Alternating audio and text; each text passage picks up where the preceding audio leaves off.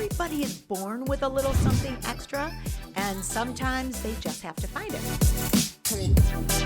A little something extra is that superpower that every single one of us has inside that motivates us and drives our passion and makes us do the things that we do. We're all on the same team. Let's think about how we can make that team as inclusive as we can.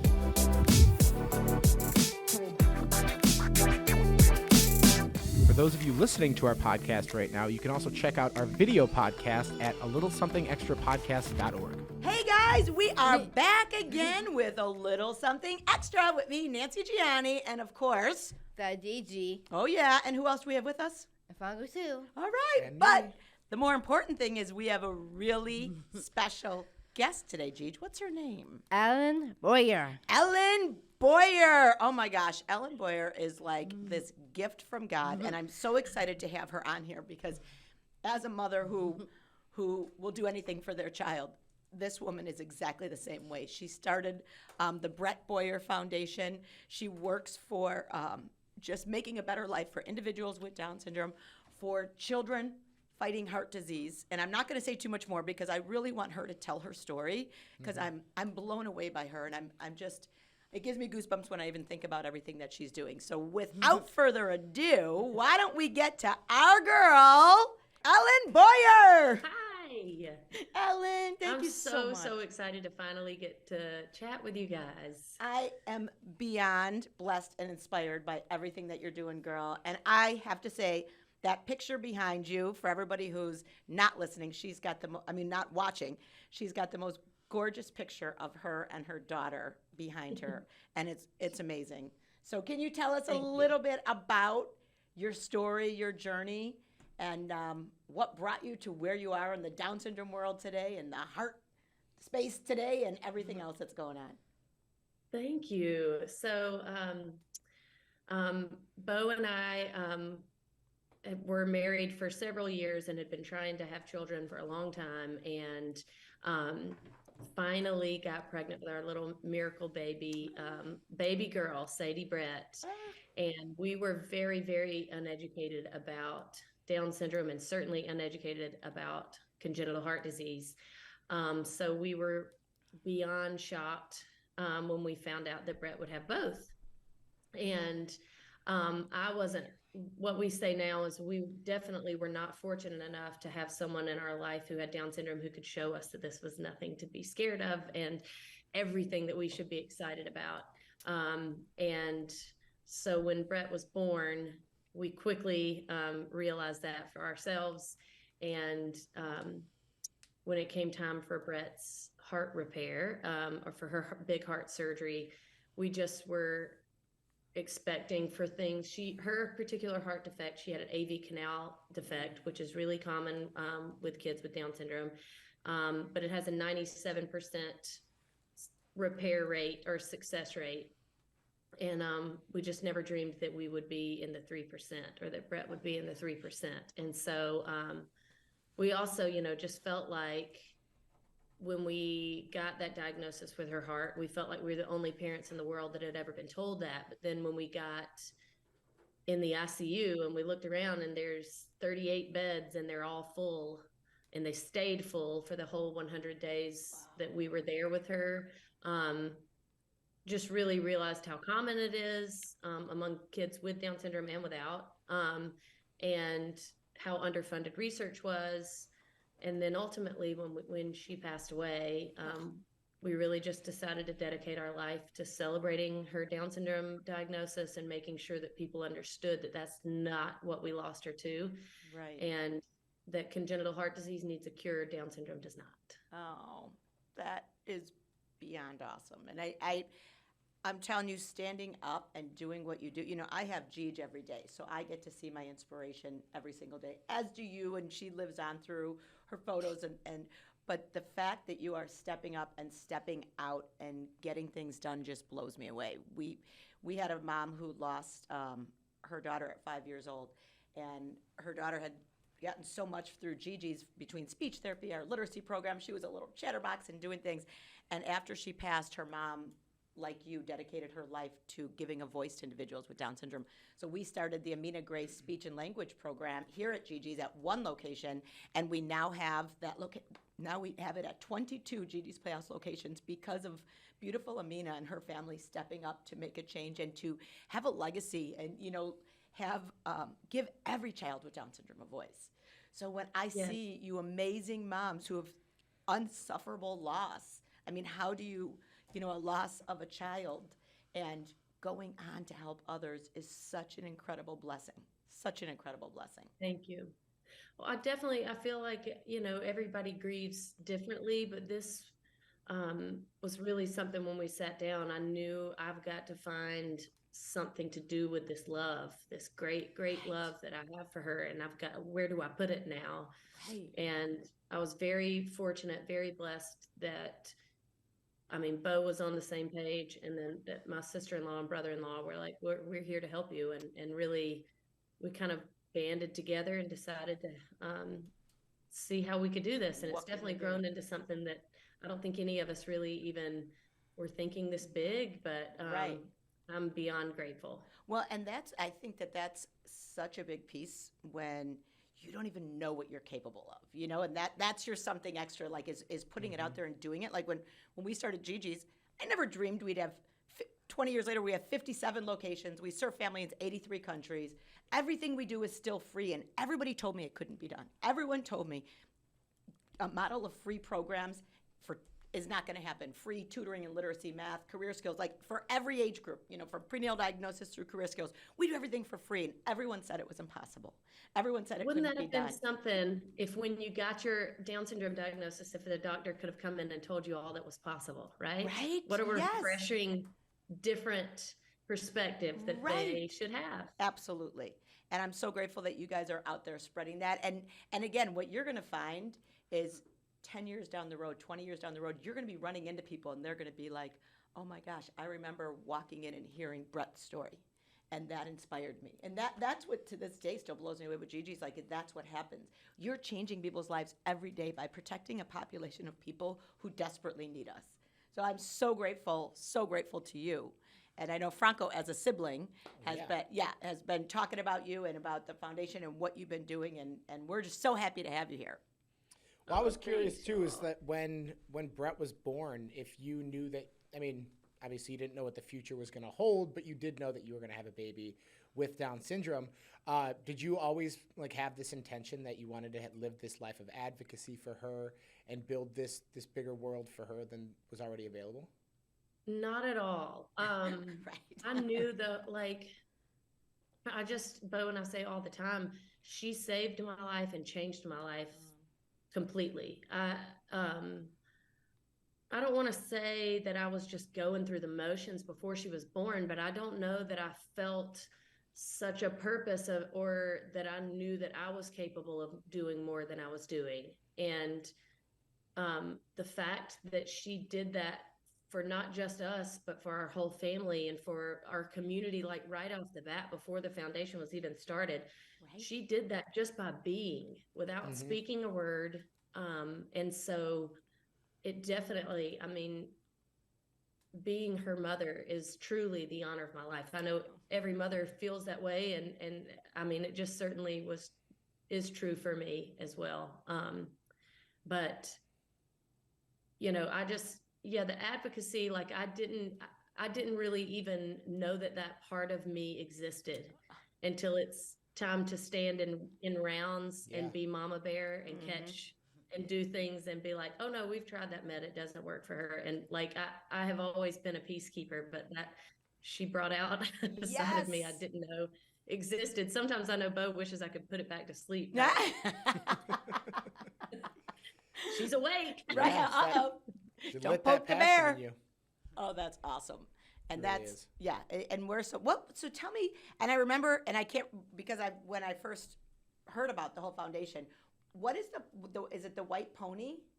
No. Oh, yes. What is the white pony?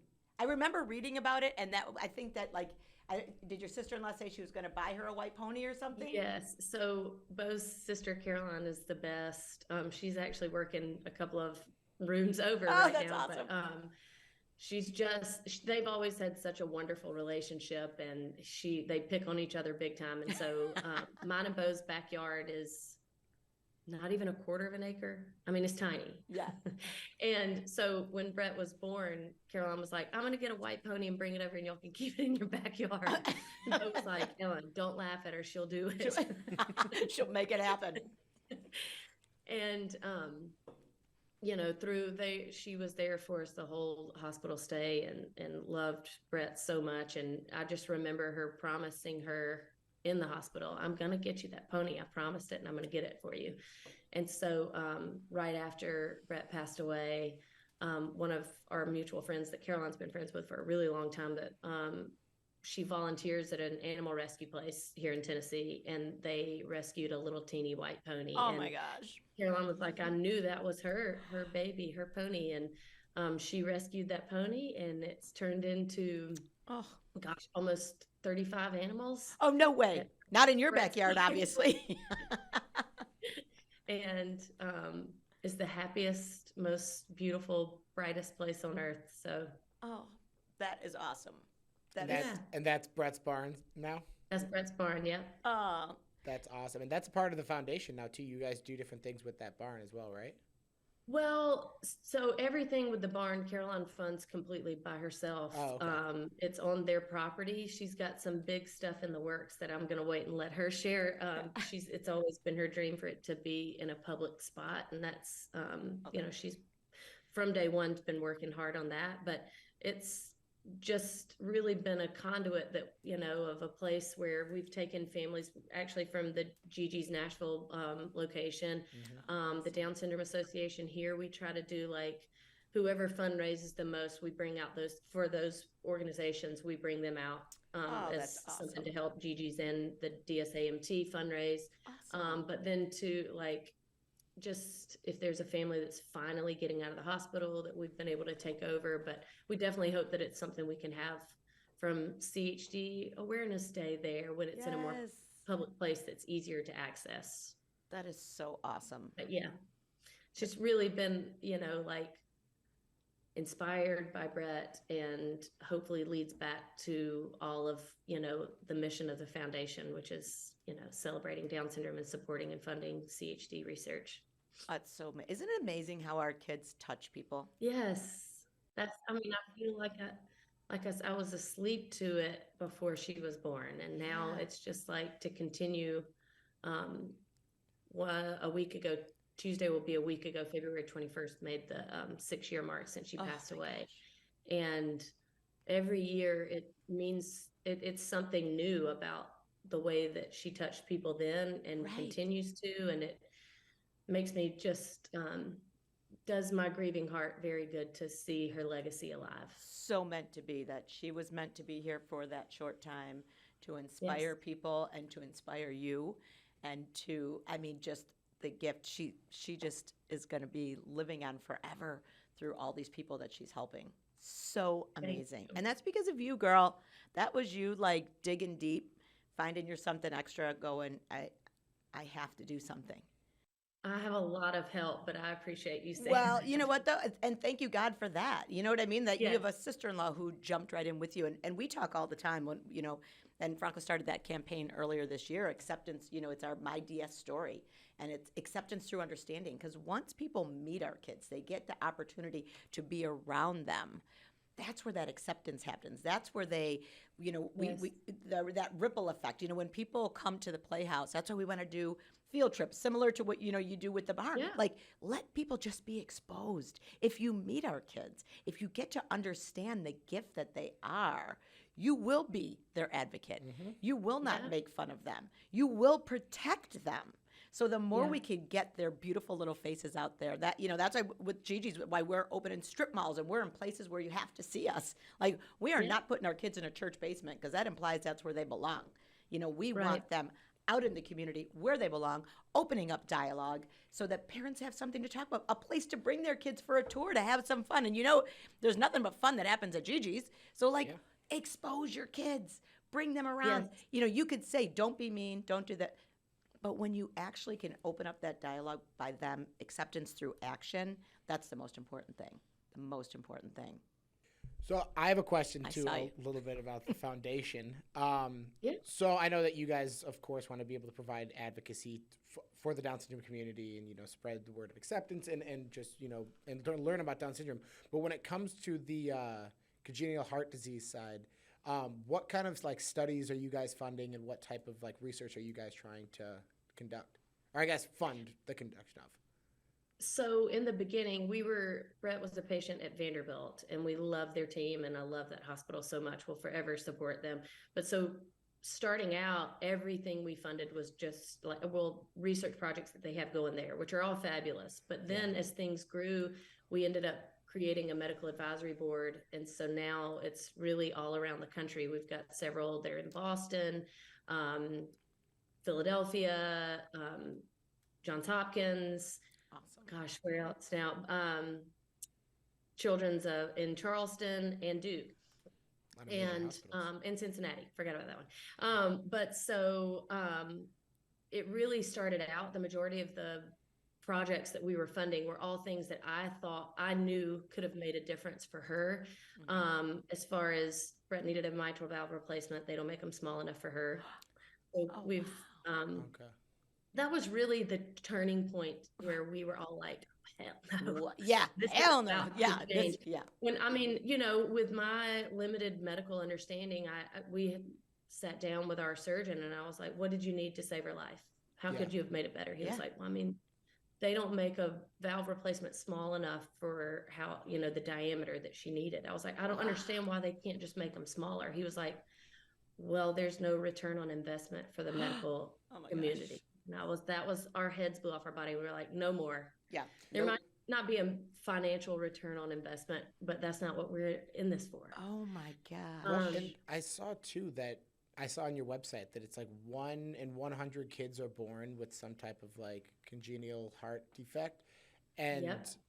so how is there not enough of a demand for that? I mean, if it's 1 in 100 and these kids are having it at such an early age, like at birth, I would imagine that, those valves are obviously needed, as they Well, clearly so were. the majority of the things that they use were created for an adult need. Like some of the stents they use were created for an adult gallbladder. Wow. And they just get emergency clearance to use it. The thing that makes it really complex, the more I understand of it, Mm-hmm. is you could have, 1,000 kids with this same heart defect. But then there's all these different nuances that make each child different. Like, for instance, I mean, so many children have an AV canal defect, but it's whether or not that valve is affected a lot of times makes the difference, of the why it's not successful for the 3% Okay. or not repairable. And then as far as like with different kids with either hyperplastic left or hyperplastic right, there's so many different things for them that also play into the severity of how, small their ventricle is. So it does make it tough to create a one size Very fits all. There's specific, not a yeah. one size fits all. Totally. But we are invested in a valve project at Boston that's passed FDA approval. That's the other thing, is that when you have to repair a child's valve for when they are in a newborn to say 6 months, you're going to have to constantly replace as they grow. Yeah. Right. They may survive the first 2 open heart surgeries, but what about the 3rd or 4th one? Like for Brett, ultimately we had her heart repaired well enough for her to survive, and then we lost her to a blood infection. Oh. With life in ICU, I mean, and with all these tubes and things that you're just not meant To have in your body. to be there. But so if we could eliminate a couple of these surgeries by making it where this valve could be, dilated via cath. So there's a lot of different studies like that out there, that this valve, I think, will change the trajectory for so many kids, because it can be placed in the pulmonary position, which is a lot of kids with CHD have pulmonary valve disease. And then eventually they hope that it will be a mitral valve option replacement. Wow. Did you ever think you would know all that language that you just said right No. now? No, my best friend says, she was like, I've never seen you so sharp as when Brett was in the hospital. It was like I was that meme where the guy's smoking and it's got like Right. 20 different arrows that he's keeping straight. And I'm like, you learn quick when your life depends Yeah. on it. 100%. You're ingrained. Yeah. And now it's all so personal that it's things that like I would have probably fallen asleep because a lot of it is over my head. Don't get me wrong. Totally. As far No, I as get it. what their research, that's why we have a medical advisory board that I try to trick into thinking that I understand what they're talking about. You just got the language down, yeah. But it gets, the more I get into it, I have to read them less and less. Like it used to be, I'd have to read it 10 times for me to grasp what Right. they're talking about. But Yes. Or read it out loud. Like when I'm doing stuff like that I have to read it out loud. yes, Right? yeah. I fully grasp it. Yes. If I had read this 10 years ago, I would have been asleep. Yep. To be honest, because I Totally. wouldn't have grasped it. But Yes. And then It's just so crazy that it's just like such a common thing within just the Down syndrome community yeah. and the disability community in general. It's just the fact that it's then so just underserved and just underfunded is just frustrating, Right. to say the least, just because it's so common. well, one of the things too that we feel like we are so proud of is that Bo and I, after we got out of the hospital, actually the day we were leaving the hospital, the day she passed away, I said, we've got to go get therapy. And he was like, I think we're okay. I was like, that's not the point. We have seen too much. Oh my gosh. Yeah. I can't afford to lose you too. And the statistics about what a marriage endures from living life in the hospital, I was like, I don't want to be a statistic in that. And so I was thankful that, I don't know how clear, I wasn't really thinking clear at the time, but I'm so grateful that we did make that effort. And then I saw, it is wild, crazy expensive. And not covered by your insurance most of the time for that therapy. And so we have started at Vanderbilt, we've funded a full-time psychologist for all cardiac families. That's awesome. To help siblings, really to amazing. help patients themselves, and of course, to try to help nurture the whole family through this process. I still see different things with my mom that she carried from seeing her, grandchild there. Of course.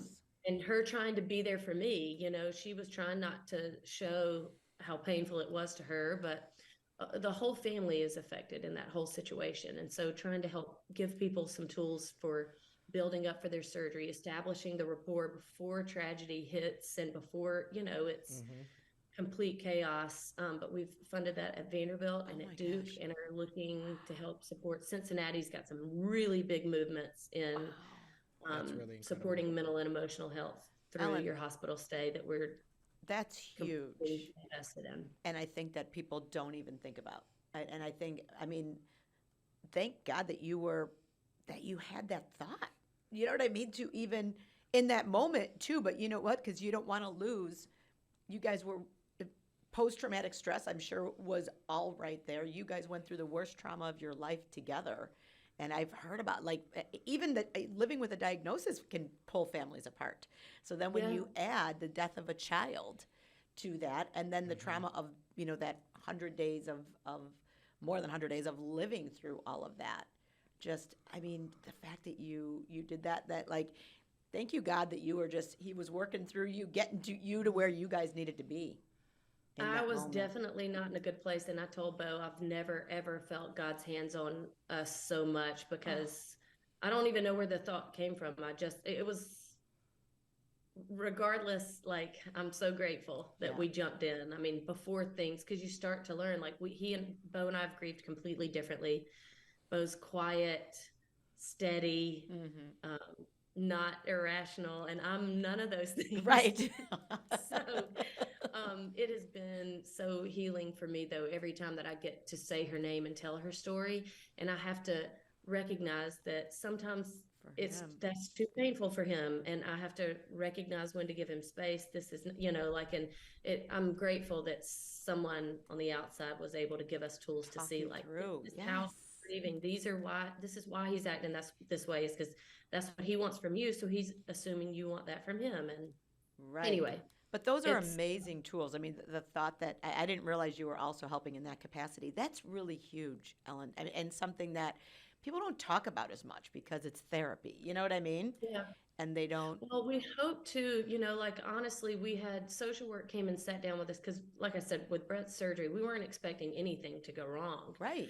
And so we hadn't really met with anyone beforehand to kind of establish rapport. So when they came in to check on me, I was like, what can you do for me? You can help her. Yeah.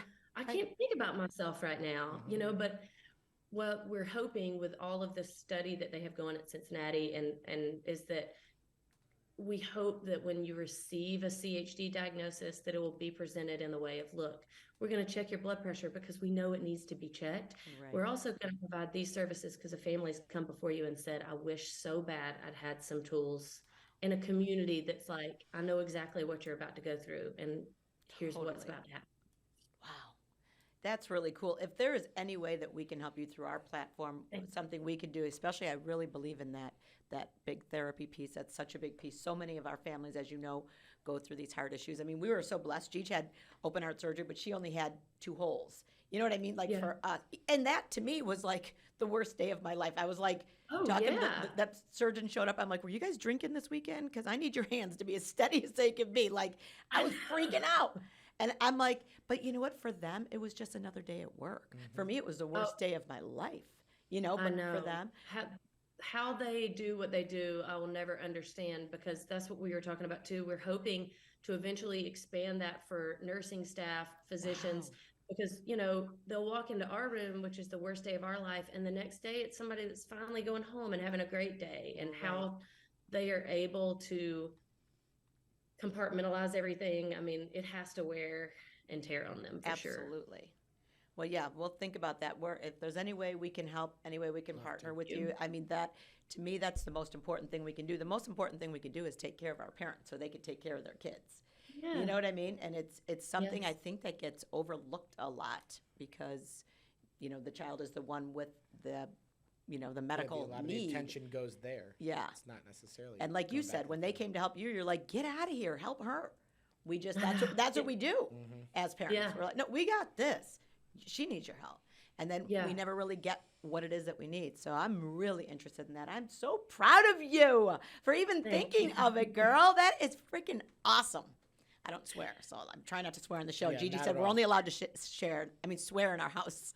It used to just be on Saturdays, and now she's extended it to Fridays. So, And yeah. Sundays Well, I and did Thursdays, Tuesdays. Friday, and Saturday. Oh, now we have 3 days. Yes. Oh, whoop, I mean, whoop. sometimes you need a long weekend. That's right. Yeah. She's just waiting. She wants to be 21 so bad, this girl. That's when we're heading to Nashville when she's finally 21. Yeah. I know. We were going to go for spring break this year, and we're still looking, and what she can tell you about herself and her life and where she's going. But I know she's ready to ask some questions, aren't you? I see you. She's been waiting for us to shut up over here. Right? All right, go ahead, girl. Start from the top. I know. Oh, okay. Sorry. That was so cute. How many other kids do you have? How many other kids do you have? I have 2 other children. Brett was my oldest. Brett would be 6. And then I have Wells, her baby brother. He's 4. And Lottie, her baby sister, is 2. Oh. She just turned 2. How cute, Wells and Lottie. I love the names. That is so awesome. And I'm sure they know all about their big sister. And I think that that's such an important piece. And it's going to shape, when I look at who Franco is as a sibling, I couldn't have made him that as his mom without Gigi and my other kids. They are who they are because of their sister. And these 2 are going to be the same way. And we have families, I think about little Isaiah who passed away during COVID. He passed away, I think, at about 6 months. And to this day, his brothers still participate at Gigi's Playhouse because his mom always wants him to know what Down syndrome is and what it's all about. And it's always and they love it here. It's their favorite place on earth, but they have that same experience, and because, they're going to be the best advocates, the best siblings, the best everything they can be. For sure. Okay, Gigi, go ahead. Thank you. Sorry. Oh, good question. How do you meet your husband? How did you meet your husband? Let's see how I tell this story. I said we were going to come up with one that's a little more appropriate. Well, we met in college the night that Bo was graduating college at Georgia Southern. Oh, cool. And he was having a really good time. And because he had graduated that day. And I was actually singing. I sang in college. Oh, cool. And yeah, and we met that night. And so the rest like, was history. Look at that hot blonde over there singing. Whoop, whoop. That is awesome. So wait, what do you mean you sang? Like in a band or what, like with a choir? Like what kind of singing, girl? It was like country music band. Actually, So so fun. my sister-in-law and brother-in-law, and then my sister, we all, and Bo, of course, all went to Georgia Southern. And I was singing at the time with Cole Swindell. Oh my gosh, We come had like on. a little country music No thing. way. That is so crazy. Girl, you gotta start singing again. Georgia Southern's had a lot of big singers come out. So Oh my obviously, Luke and Cole have been two of the ones that changed Big the one. game from Oh. there. But Oh, hell yeah. Oh, that is Yeah. so cool. I don't have a story I need a good story like that. Yeah, you definitely can't sing. No, I cannot sing. But we all try. I can. Yeah, Jeej can. Jeej sang the national anthem at the Cubs game. Did you know that? In front of I saw 40,000 a video people. of that actually, and it was incredible, Gigi. Yeah. I love it. Killing it. Yes. All right, go ahead. What else you got? What do you love? What do you love about Nashville? You know, there's so much that I love about Nashville. Bo and I moved here 10 years ago, and I love that it feels like a city, but still very much a small town. That's cool. I love that there's live music all the time, and I love that us living here brought us closer to Vanderbilt. That is awesome. All right, what I else know you got? G just getting very Oh. excited. This is my about going to favorite one. Nashville. This is your favorite one? Yes. Oh, please. Here she goes. Is Luke Bryan really funny? Is he really funny? He's really funny. See? He's really So funny. what I we feel see is- they are the same. He and Caroline both are the same as you see them on TV. They are the same all the time, which I'm so proud of them about. And so That's they're so awesome. down to earth. As funny as Luke is, Caroline is funnier. No way. Is she really? Oh, yes. Oh, that's crazy. That's Oh, so for awesome. sure. Could you give a little background too as to like that whole relationship and how you're associated there? Sure. So, Caroline is Luke's wife, and Caroline and my husband Bo are brother and sister. Mm-hmm. That's so And so, awesome. and then we all went to college together. That is so fun. I still can't believe you could sing. I'm going to make you, when I meet you in person, go, you're going to sing for me. I'm just going to tell you right now. I want to She hear will it. put you on the have spot. A little liquid courage Well, sometimes. I the can take older care I of get. that. I'm sure that won't be a problem. Yeah, a couple palomas. I'm sure you can Yes. figure it out. Yeah. Very healthy stuff. Tequila's an antioxidant, so I'll keep you healthy and safe. Yeah. It will be You guys fun. could sing and promote gut health at the same time. That's It'll be great. Yeah, I love it. All right, Jeej, go ahead. If you had one message to the world, what would it be? One message to the world. What would it be? That's a tough one. One message to the world is to believe that you are capable of more. Don't let your limitations limit you. Wow. And you're living that, right?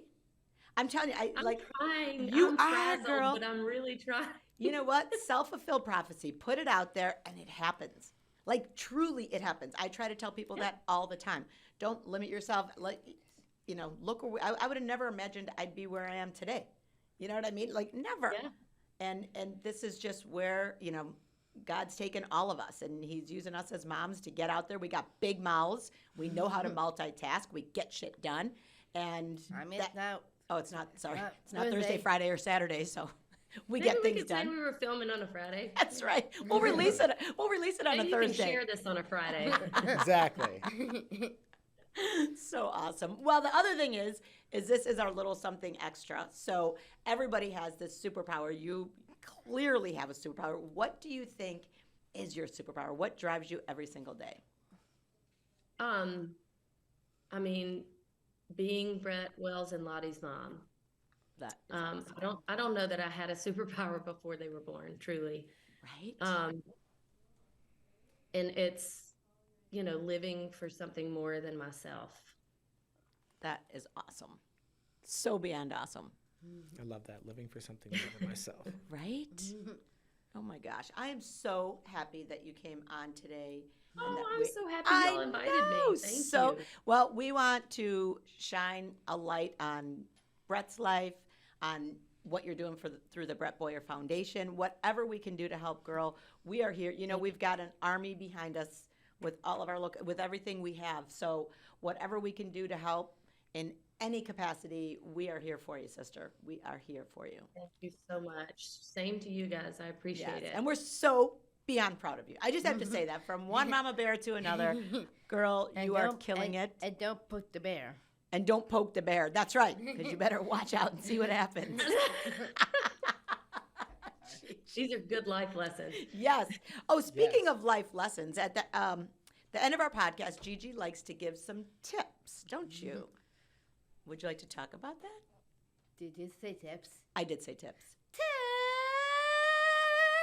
Woo! Get it, girl. Here are my tips for living in the moment.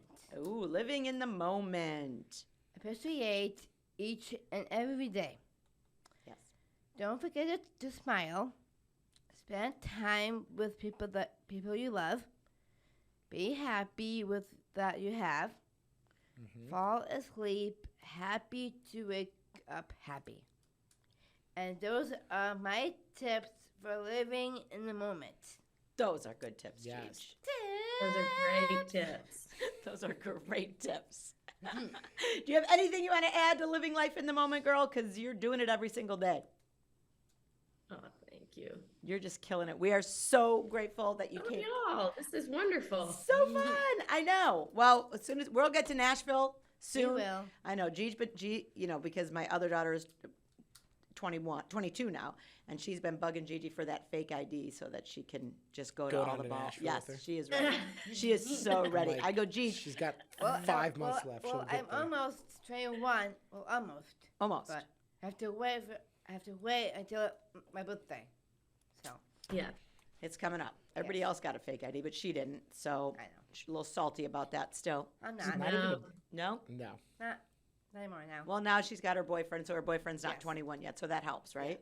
Yeah. Yeah, so y'all can wait until that birthday together. There you go. I have a new boyfriend. And he's really nice. Mm-hmm. He is? Tell me about him. Well, we met at Pursuing High School. At high school, yep. We were friends for a year, and now we are boyfriend and girlfriend now, and we always hang out on the weekends. Mm-hmm. What else do you guys do? They work out together. We do work out together, Mm-hmm. and then sometimes we always hang out too. Sometimes they always hang Yeah, out. you can see her and her boyfriend on TikTok. Especially, you got to see. Yeah. Yeah, you might want to show Bo, because Bo can. Because Lucas is showing the men of this world how you should treat a girl. And I'm sure That's Bo right. does as a Southern man. I'm sure he does. But you need to see. Yeah, look her up on TikTok and look at their relationship, and just he can't get in front of people fast enough to make sure he's the one who opens her door and make sure. Because I'm a princess. Yeah, that is No. very true. Oh, as you Well, you're should be definitely a treated. That's princess. right. Yes, she is the princess for sure. So, well, thank you so much. Do you have anything else you want to say? Anything else that you want to? Just thank you so much for chatting with me today and letting me be here. And like I said, it's such a blessing every time I get to say Brett's name and tell her story and how she changed our life. So thank you for giving me that opportunity today. I feel that too, and I will be telling Brett's story. I'm going to be spreading Brett's story, and I'm going to be doing it with the Playhouses too, so that they're spreading her story. And I think that there's so much change we can make that desperately has to be made. And it's just a shame it hasn't been priority yet. So I just thank you for making it a priority and making it your number one priority, because we need you, girl. And thank you so much. We're going to do everything we can to help you. And we are going to be signing off. So thank you again. We love Thank you. you so Mwah, much, mwah, Ellen. mwah, mwah. We will talk to you soon. And that's another episode of A Little Something Extra, wrapping up. Everybody is born with a little something extra, and sometimes they just have to find it. A little something extra is that superpower that every single one of us has inside that motivates us and drives our passion and makes us do the things that we do. we're all on the same team. Let's think about how we can make that team as inclusive as we can.